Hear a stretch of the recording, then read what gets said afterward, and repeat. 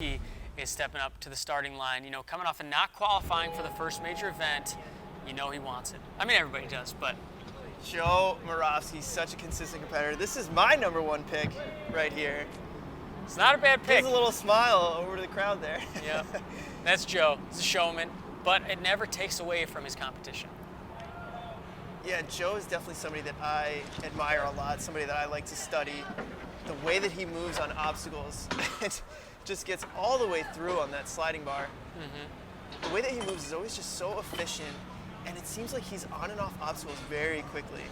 Yeah, I mean, I've overheard him multiple times talking about that, is getting on and off obstacles. I think he is one of the best, if not the best, at attack the obstacle, be super aggressive on and off, and then rest in between. He never looks like he's going blazing fast, but because he's so good on the obstacles, he actually is. Taking a little extra time on the carbonet. It's okay. A little extra time, but he's sitting here at 55 seconds. You know, Yeah. Pretty good time. That is pretty fast. Just walking through the spinning log of doom. Taking a little shake out here. Oh, I like that approach. One backswing maybe? Side. Oh, yes.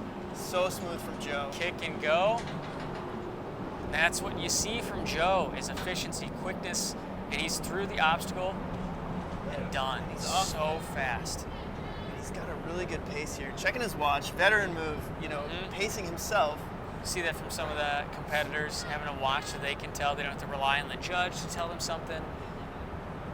You know, one thing from Joe Moravsky and a lot of the veteran ninjas is Oh, well, he's a little stuck here. I really like the move to begin with, but now kind of got hung up in no man's land there for a second, but well, takes his time, makes it. and he's off.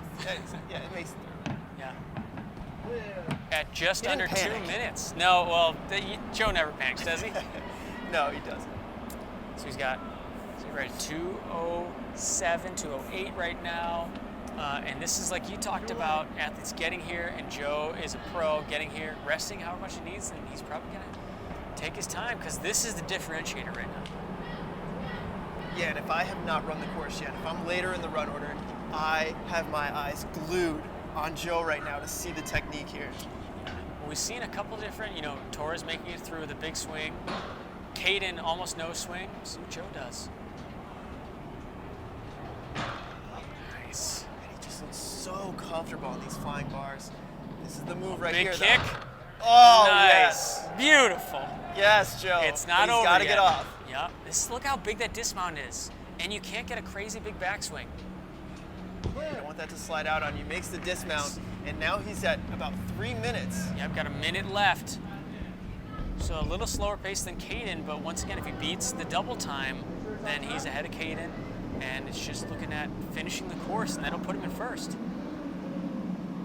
Yeah, and again, you know, you want to look past this obstacle, but we saw Caden go down on it, and look at how fast those things move.